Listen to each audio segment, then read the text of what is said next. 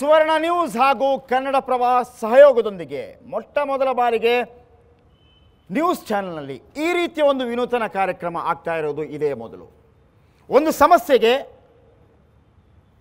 ಆ ಸಮಸ್ಯೆಯ ಸಾಧಕ ಬಾಧಕಗಳ ಬಗ್ಗೆ ಚರ್ಚೆ ಮಾಡಿ ಆ ಸಮಸ್ಯೆಯನ್ನು ಜನಪ್ರತಿನಿಧಿಗಳ ಮುಂದೆ, ಅಧಿಕಾರಿ ವರ್ಗದ ಮುಂದೆ ಇಟ್ಟು ಆ ಸಮಸ್ಯೆಗೆ ನಿಂತಲ್ಲೇ ಒಂದು ನ್ಯಾಯ ದೊರಕಿಸಿಕೊಡುವಂತಹ ವಿನೂತನ ಕಾರ್ಯಕ್ರಮ ನಿಂತಲ್ಲೇ ನ್ಯಾಯ.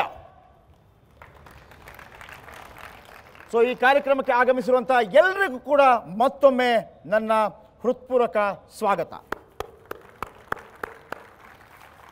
ವೇದಿಕೆಯಲ್ಲಿರುವವರು ಮೊದಲಿಗೆ Sadashivaiah, chairman pollution control board, ಅವರಿಗೆ ಆತ್ಮೀಯವಾದಂಥ ಸ್ವಾಗತ. ಇನ್ನು ಡೆಪ್ಯೂಟಿ ಮೇಯರ್, ನಮ್ಮ Bengaluru deputy mayor S Harish, ಇವರಿಗೂ ಕೂಡ ಕಾರ್ಯಕ್ರಮಕ್ಕೆ ಆತ್ಮೀಯವಾದಂಥ ಸ್ವಾಗತ. ಇನ್ನು Devaki, health officer best Bengaluru BBMP, ಅವರಿಗೂ ಕೂಡ ಕಾರ್ಯಕ್ರಮಕ್ಕೆ ಆತ್ಮೀಯವಾದಂಥ ಸ್ವಾಗತ. ಇನ್ನು ಸುರೇಶ್ ಹೆಬ್ಳೀಕರ್, ಪರಿಸರವಾದಿ, ಇವರಿಗೂ ಕೂಡ ಕಾರ್ಯಕ್ರಮಕ್ಕೆ ಆತ್ಮೀಯವಾದಂಥ ಸ್ವಾಗತ. ಹಾಗೆ ಹೇಳಿದೆ, ಎಲ್ಲರೂ ಕೂಡ MLA ವಿಜಯ್ ಕುಮಾರ್ ಇರ್ಬೋದು, ಪ್ರತಿಪಕ್ಷ ನಾಯಕ ಉದಯ್ ಶಂಕರ್ BBMP ಸದಸ್ಯರಾದ ಕಟೆ Satyanarayana, Sadashiv, BR Nanjundappa, PR Ramesh, Sampath Kumar, NK Narendra Kumar, CK Ramamurthy, Karave ಸಣ್ಣ ಫಕೀರಪ್ಪ, PS ಕಾಲೇಜು ವಿದ್ಯಾರ್ಥಿಗಳು, ಬೆಂಗಳೂರು ಯೂನಿವರ್ಸಿಟಿ ವಿದ್ಯಾರ್ಥಿಗಳು, ಎಲ್ಲರಿಗೂ ಕೂಡ ಕಾರ್ಯಕ್ರಮಕ್ಕೆ ಆತ್ಮೀಯವಾದಂಥ ಸ್ವಾಗತ. ನಾನು ಜಯಪ್ರಕಾಶ್ ಶೆಟ್ಟಿ. ನಮ್ಮ ಇವತ್ತಿನ ಸಬ್ಜೆಕ್ಟ್ ಕಳಪೆ ಪ್ಲಾಸ್ಟಿಕ್ ಬಳಕೆ ನಿಷೇಧ ಯಾಕಾಗ್ತಾ ಇಲ್ಲ ಬೆಂಗಳೂರಲ್ಲಿ. ಕಳೆದ ವರ್ಷ ಮಾರ್ಚ್ನಲ್ಲಿ ಈ ರೀತಿಯ ಒಂದು ಸುತ್ತೋಲೆ ಹೊರಡಿಸಿತ್ತು ಕೇಂದ್ರ ಪರಿಸರ ಇಲಾಖೆ. ಹಾಗೆಯೇ ಬೆಂಗಳೂರು ಅಂದರೆ ಕರ್ನಾಟಕ ಪೊಲ್ಯೂಷನ್ ಕಂಟ್ರೋಲ್ ಬೋರ್ಡ್ ಕೂಡ ಈ ರೀತಿಯ ಒಂದು ಆದೇಶವನ್ನು ಹೊರಡಿಸಿತ್ತು. ಅದಾದ ನಂತರ BBMP ಕೂಡ ಅದರ ಬಗ್ಗೆ ಮುತುವರ್ಜಿ ವಹಿಸಬೇಕಾಗತ್ತೆ. ಸೊ ಏನೆಲ್ಲ ಆಗಿದೆ, ಮೊದಲಿಗೆ ಸದಾಶಿವಯ್ಯ ಅವರ ಹತ್ರ ಕೇಳೋಣ. ಸರ್, 1 ವರ್ಷ ಆಯಿತು ಈ ರೀತಿ ಪ್ಲಾಸ್ಟಿಕ್ ಬಳಕೆ ನಿಷೇಧದ ಬಗ್ಗೆ ಆದೇಶ ಕೂಡ ಜಾರಿಯಾಗಿದೆ. 1 ವರ್ಷದಲ್ಲಿ ಏನೆಲ್ಲ ಮಾಡಿದ್ರಿ? ಎಲ್ಲ ಕಡೆ ಕೂಡ ಈಗಲೂ ಕಳಪೆ ಪ್ಲಾಸ್ಟಿಕ್ಗಳು ನಮಗೆ ಕಂಡು ಬರ್ತಾ ಇದೆ.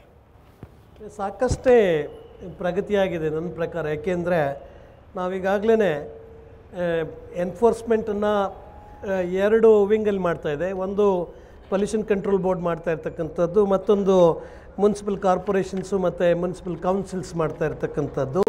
ಸೊ ಈ ಏನು ಪ್ಲಾಸ್ಟಿಕ್ನ ಬ್ಯಾಗ್ಸ್ನ ಪ್ರೊಡ್ಯೂಸ್ ಮಾಡ್ತಾರಲ್ಲ, ಅವರು ಮಾಡ್ತಕ್ಕಂಥ ಕೆಲಸವನ್ನು ನಾವು ನೋಡಿ ಅವರ ನಿಯಂತ್ರಣ ಮಾಡ್ತಕ್ಕಂಥದ್ದು ಮಾಡ್ತಾಯಿದ್ದೇವೆ. ಅದು ಸಾಕಷ್ಟೇ ಸಮರ್ಪಕವಾಗಿ ಆಗಿದೆ ಅಂತ ಹೇಳ್ಬಿಟ್ಟು ನಾನು ಅದನ್ನು ನಂಬಿದ್ದೇನೆ. ಏಕೆಂದರೆ ನಾವು ಈ ಸುಮಾರು ರಾಜ್ಯದಲ್ಲಿ 249 ಇದರಲ್ಲಿ ಕ್ಷೇತ್ರಗಳಲ್ಲಿ ಅಥವಾ ಸಂಸ್ಥೆಗಳಲ್ಲಿ ಈ ಪ್ಲಾಸ್ಟಿಕ್ ಬ್ಯಾಗ್ಸ್ ಮಾಡ್ತಾಯಿದ್ದಾರೆ. ಬೆಂಗಳೂರಿನಲ್ಲಿ 139 ಸಂಸ್ಥೆಗಳಿದೆ. ನಿಮಗೆ ಈಗ BBMP ಟೆಕ್ನಿಕಲ್ ಸ್ಟಾಫ್ ಏನು, ಅವರ ಬಗ್ಗೆ ನೀವು ನಿಗಾ ವಹಿಸಬೇಕಾಗತ್ತೆ. Are you happy? BBMP yes, BBMP ಅವರು ಪ್ರಯತ್ನವನ್ನು ಮಾಡಿದ್ದಾರೆ. ಏಕೆಂತಂದರೆ ಈಗ ಯಾವುದೇ ಒಂದು ಯಶಸ್ಸು ಆಗಬೇಕಾದ್ರೆ ಖಂಡಿತವಾಗೂ ಸ್ವಲ್ಪ ಮಟ್ಟಿಗೆ ಜನರಲ್ಲಿ ಅರಿವು ಜಾಸ್ತಿ ಆಗಬೇಕಾಗುತ್ತೆ. ಮತ್ತು BBMPಲೂ ಕೂಡ ನಮ್ಮಲ್ಲಿದ್ದ ಹಾಗೆಯೇ ಸ್ವಲ್ಪ ಸಿಬ್ಬಂದಿಯ ಕೊರತೆ ಕೂಡ ಇರ್ಬೋದು, ಸಿಬ್ಬಂದಿ ಕೊರತೆ ಕೂಡ ಇರ್ಬೋದು. ಅದನ್ನು ಕೂಡ ನಾವು ಚರ್ಚೆ ಮಾಡೋಣ. Harish, are you happy? Last 1 ಇಯರಿಂದ ಆಗ್ತಾ ಇರುವಂಥ ಪ್ರಗತಿ ನಿಮಗೆ ಸಮಾಧಾನ ತಂದಿದೆಯಾ? ಪ್ಲಾಸ್ಟಿಕ್ ಬಳಕೆ ನಿಷೇಧದ ಬಗ್ಗೆ, ಕಳಪೆ ಪ್ಲಾಸ್ಟಿಕ್ ನಿಷೇಧದ ಬಗ್ಗೆ. ಮೊದಲನೇದಾಗಿ ಬೃಹತ್ ಬೆಂಗಳೂರು ಮಹಾನಗರ ಪಾಲಿಕೆಯಿಂದ ಪ್ಲಾಸ್ಟಿಕ್ ನಿಷೇಧ ಮಾಡೋದಕ್ಕೆ ನಾವು ಪೂರ್ಣ ಪ್ರಯತ್ನ 100% ಎಫರ್ಟ್ ಹಾಕಿದ್ದೀವಿ. ಆದರೆ 2 ಕೈಯಲ್ಲಿ ಚಪ್ಪಾಳೆ ಆಗುತ್ತೆ, ಒಂದೇ ಕೈಯಲ್ಲಿ ಚಪ್ಪಾಳೆ ತೊಟ್ಟಕ್ಕಾಗಲ್ಲ.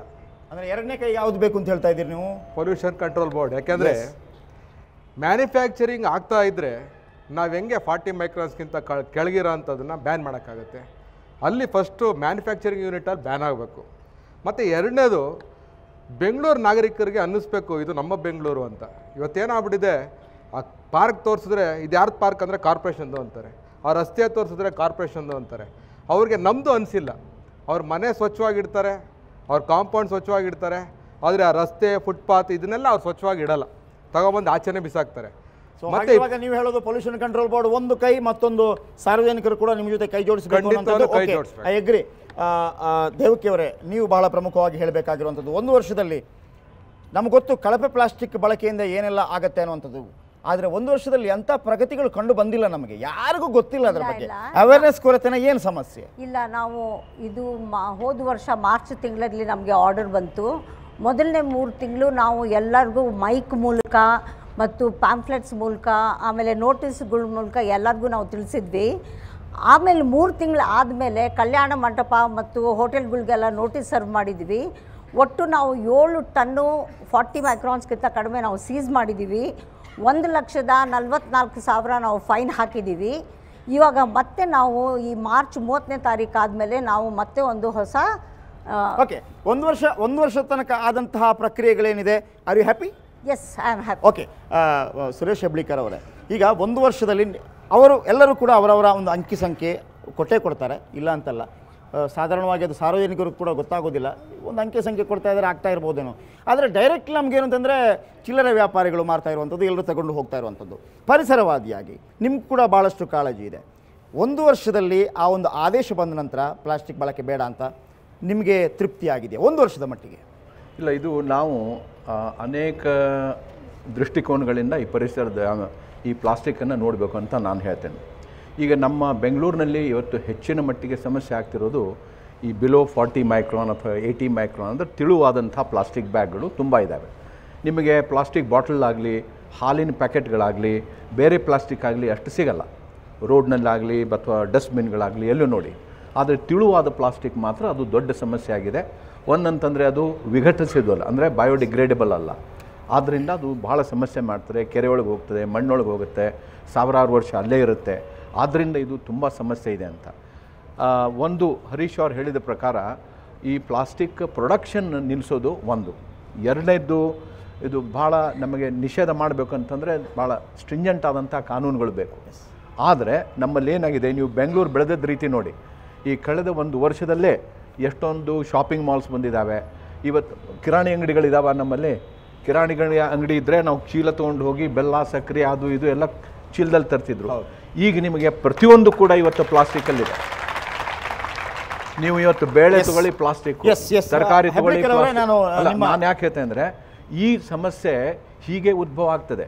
ಮತ್ತು ಎರಡನೇದ್ದು, ನಮ್ಮಲ್ಲಿ ಅಷ್ಟೊಂದು ಒಂದು ಇದು ಕೂಡ ಪರಿಸರದ ಬಗ್ಗೆ ಒಂದು ಕಾಳಜಿ ಅನ್ನೋಂಥನ್ನು ಕೂಡ ನಮ್ಮಲ್ಲಿ ಅಷ್ಟೊಂದು ಇಲ್ಲ. ಓಕೆ, ಸಾಕಷ್ಟು ಮಾತುಗಳಾಯಿತು. ಕೇವಲ ಮಾತುಗಳಿಂದ ಏನೂ ಆಗೋದಿಲ್ಲ, ನಮ್ಮ ಉದ್ದೇಶ ಕೆಲಸ ಆಗಬೇಕು.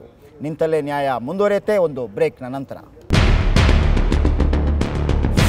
ಇಲ್ಲೇನಾಗ್ತದೆ, ನೀವು ಕಾಂಟ್ರಾಕ್ಟ್ ಯಾರ್ಯಾರಿಗೋ ಕೊಡ್ತೀರಾ, ಅವ್ರು ಯಾರಿಗೋ ಬ್ಯಾಕ್ ಹ್ಯಾಂಡ್ ಕಾಂಟ್ರಾಕ್ಟ್ ಕೊಡ್ತಾರೆ. ಅವ್ರು ಹೆಂಗಂದ್ರೆ ಹಂಗೆ ತೊಗೊಂಡೋಗಿ ಊರಿನ ಹೊರಗಡೆ ಬಿಸಾಕ್ತಾರೆ, ಅದಕ್ಕೆ ಬೆಂಕಿ ಹಚ್ತಾರೆ. ಅದಕ್ಕೆ ನೀವು ಪ್ಲಾಸ್ಟಿಕ್ ಮ್ಯಾನುಫ್ಯಾಕ್ಚರ್ಗೆ ಬೈದ್ರೆ ಇದರಲ್ಲಿ ಅರ್ಥ ಇಲ್ಲ.